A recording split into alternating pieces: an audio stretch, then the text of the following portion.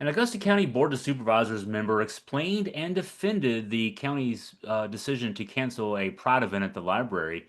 Chris Graham here, Augusta Free Press. So I'll give credit to Butch Wells. Butch is a soon-to-be former member of the Board of Supervisors. He's going to be transitioning. He's running for a seat on the school board, and he's unopposed. So he'll be on the school board next year. And he's also the former Stanton police chief. Credit to Butch, though, for reaching out. I wrote a column earlier this week blasting the county board of supervisors, and deservedly so, for canceling a Pride event at the library because they found out that this Pride event was going on at the library and didn't want it to go on at the library. Um, we had reached out, Crystal Graham had reached out to each of the members of the Board of Supervisors individually last week when we found out that this was going on, to ask each individually if they would respond with their thoughts on this. None wanted to. The board ended up deciding to put a statement out speaking as one voice. As it turns out, Butch wanted to respond. He just sort of had to get outside from that speaking as one voice. So he reached out to me. He didn't like that I called board members cowards. I guess I kind of egged him on a little bit there. And so that was good, you know. And then he spent 20 minutes going through the decision here. So I mean, that's where I'll give him credit. Where I won't give him credit, I didn't like the answers. But hey, he gave the answers. At least now we know there's no, it's not just a canned PR thing. There are real answers. Um, and so let's see, it's not easy. And I just, this is me again trying to give Butch even more credit, I guess. It's not easy in Augusta County to come out from outside of the speak with one voice motif that we've had here for the last 30 years. I've been covering local government and politics for 30 years here. Um, so, credit there. Maybe made easier by the fact he's going to be stepping down from the board in January. He also let it be known, this is another way I was kind of egging people on a little bit. I had gotten a phone call a couple months ago now from a well politically connected person in Augusta County, who was taking issue with me writing on a consistent basis that our seven-member board of supervisors here is all MAGA. And this person insisted to me that at least three of them aren't MAGA. And Butch decided to say, "Look, I'm not one. I'm one of those non-MAGAs." So I guess in the future I'll have to say a 6-1 MAGA board until if there are two others they can identify themselves. But this it's also not easy to just come out and say to a reporter, "I'm not MAGA," in a county that voted 70+% for Donald Trump last year. And it voted for Donald Trump 70% plus all three times he ran for president. I mean, that's saying a lot. All right, on the Pride event. This Pride event had been scheduled for this past Monday. In fact, after it was canceled by the library folks late Thursday night last week, so just 4 days before the planned event, it was then picked up by a private group and still went on, just not at the library. But you know, the whole thing, the county wanting to distance itself from Pride, not 9%. We're told by polling and census data that 9% of our country is LGBTQ plus. 9% of Augusta County is that it'd be about 7,000 people. I mean, so you're turning your nose to 7,000 people and just basically saying, we no, can't do anything for you at the library. Um, the way Wells explained how this decision was made, he said he got a call late Wednesday, so the day before the decision was made to cancel the event. So just a day before, um, that this event was going on. Didn't even know the event was going on. He said, and kind of made it sound like he and the other board members were left out of, almost like the library people intentionally didn't tell anybody what was going on. Problem with that being, eh, Augusta Free Press ran a story on June 4th, so a full week before the board members were said they were made aware of the event. We ran a story detailing lots of events going on in the area for Pride Month, and that was one of the events. So just because you didn't know doesn't mean they weren't telling anybody. A lot of folks knew. Just you folks weren't in the realm there. For that's probably your fault, not their fault. Um, so what Butch said, quote, one of the board members called me about it. I said, I don't know what you're talking about, and I'm the vice chair of the board. So I immediately got on the phone and called the chairman. I said, "Tell me about this thing that's going on at the library." Nothing. He knew nothing about it. That's that's that's your fault. That's your fault.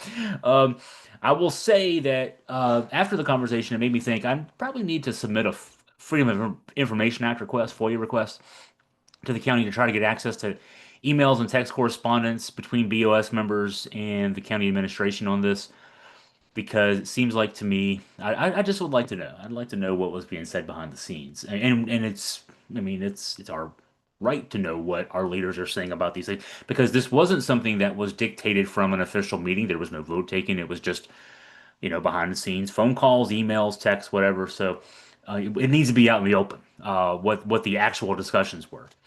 Now, I will point out that Wells, on more than one occasion on our phone call, kept referring to the matter as a personnel matter. So, makes me think that the response from the county is probably going to be along the lines of, we don't have to tell you. We don't have to give the information to you. They'll be basically daring me to file a court claim, and I will do so. I've done it before. So, we'll see how that goes. Lots of fun coming up for me, it sounds like.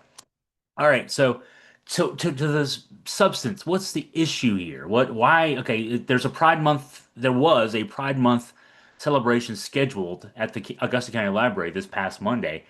Why is it an issue? Is it just because it's a Pride Month event celebrating the LGBTQ plus community in the area? The issue with for Wells, he said it wasn't that it was celebrating the local gay community. It was, quote, the possibilities of something going wrong. Okay.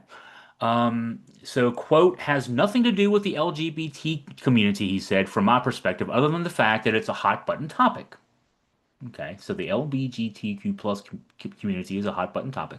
Not just in our area, he said, but all over the place, all over the state, all over the country. We also know that it goes beyond local people anymore to try to maybe do something of a violent nature. He said people are driving 50 miles, 75 miles, 100 miles, even farther to create trouble at an event of this type. So it sounded here as we talked that what Wells was saying was the library shouldn't have a Pride Month event because LGBTQ plus hate groups from outside the area might drive here to commit acts of violence. I pressed him on that. I wanted to, hey, this is what I'm hearing you say, Butch. I want to, give you the chance to say something. The answer was, quote, our society, and ever since the election, our whole country has changed dramatically. It's not what it used to be even 2 years ago, Wells said. Now, I'm not going to get into the politics of who got elected or who was president before and all that stuff. But things have gotten in such a volatile stage that you've got to be sure or try to be as sure as you can to include as many people in the planning for an event that could go south real quick in order to ensure the safety of not only the participants but bystanders who might happen by. And the library's got people who come in to check out books. So, yeah, I can understand that. All right. So, again, it was the concern that the event, just by being an event for Pride Month to celebrate the local LGBTQ plus community, might attract violent actors. People with bad intentions, with guns, might show up. So, cancel the event is what it sounds like to me. Now, I mentioned that Butch Wells is a former police chief in the city of Stanton. He said, I guess it's the old police officer in me coming out. I was often accused of you're overreacting. Okay, you can accuse me of that, he said. But if something goes south and I don't have the people there, or if have the feedback to have handled this correctly, it'll come back to me, he said. Sorry for the cough there. And so you can criticize me all you want for being overly cautious, but you'll never be able to criticize me for not being prepared. So, okay, he wanted to be prepared. Wells said as he learned more about the event planning, he was concerned that library staff had not reached out to the sheriff, Donald Smith, to coordinate in the event that there could be violence. Now, to be fair there, I'm not sure myself that it should occur to a library director planning an event advertised as featuring. Now, this was what was in the flyer for the event. It was going to feature a name change station, a board and video game room, a craft room, a red carpet photo booth, collaborative splatter art, melted crayon art, mocktails, a cookie swap, a movie screening, and laser tag. So I'm not thinking that I'm advertising this event. I should call the cops. Um, because hate groups might use this benign, innocent event to cause trouble. Wells said, if nothing else, pick up the phone and check with the sheriff. I checked with the sheriff. I checked with the chief deputy. I said, did either one of you guys get a call about this? Nope, nothing. And he said, okay, that's fine. So again, AFP had reported on this event a week before Wells said that the phone call started among the members of the Board of Supervisors about the concerns that they had for this event. So it seems to me, after talking with Butch Wells, and again, I thank him for explaining the thinking, because the county wanted to hide behind a PR statement, which said nothing. So at least we know the real thinking. I'm not trying to cast aspersions on Butch here. I'm thankful that he explained. Just because I don't agree with his reasoning doesn't mean that, we're very glad to know what was going on there. It seems to me, though, that the library proceeded as it normally would with planning an event. And somebody who has a political axe to grind with the LGBTQ community, and I'm not saying that's Butch Wells. I don't think it's Butch Wells. I know it's not Butch Wells. But somebody got the attention of the right people in county leadership, and they got the event canceled. So someone else with a political axe to grind used fear tactics to get the county to cancel the event. I don't doubt that Wells thinks that there were security issues that needed to be addressed. I can kind of see that. All right, now that you've mentioned it, yeah, let's maybe have a deputy there, and that's the easy solution. Last Wednesday, the board members started calling each other and saying, "Hey, did you know about this?" Okay, that was 5 days before the event was to go off on Monday, this past Monday. If the concern about the need for security was identified on Wednesday and the event was scheduled 5 days later, maybe work with the sheriff's department to see if they can assign a deputy or two. That seems like an easy solution. Maybe even you just throw in, okay, the sheriff is independently elected and has a budget that the county provides some money towards, the state provides some money towards. If the sheriff says, yeah, it's gonna, I might have to put a couple of guys on overtime to do this. All right, so we'll put some money towards it. Or let the library say, we'll take money from our budget that's approved and we'll put the money towards it. There's easy solutions here. There's aside from canceling the event, which is a different solution. So I think the county dropped the ball on this, and my view on that was only reinforced after talking with Butch Wells. And again, I thank him for sharing. He concluded his thoughts. He said, and this is a quote: "It's not on me to say, hey, we made a goof. If we made a goof, we put it behind us. We reform or write a policy. We whatever we got to do to correct this. But we've got to make sure if something like this is submitted in the future that it goes smooth. And if in the future it's determined that the way society is, if we have a Black History Month event, for example, the county, we need to sit down and talk about how to make sure we're doing the best we can to make things safe for everybody. I think that's fair. I think they could have started here by simply saying on Thursday or Friday of last week, let's quickly figure this out, and it's not going to take that much. So, any case, share your thoughts, share your ideas. Hey, if you have news tips, we're getting lots of good news tips these days and tracking them down.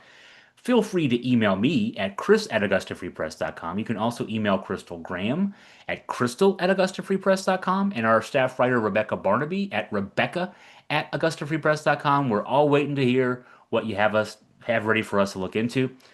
And this important issue, among others, definitely deserves the attention. So, hey, thanks for watching this video. Thanks for listening to this podcast, and I wish everyone a great day.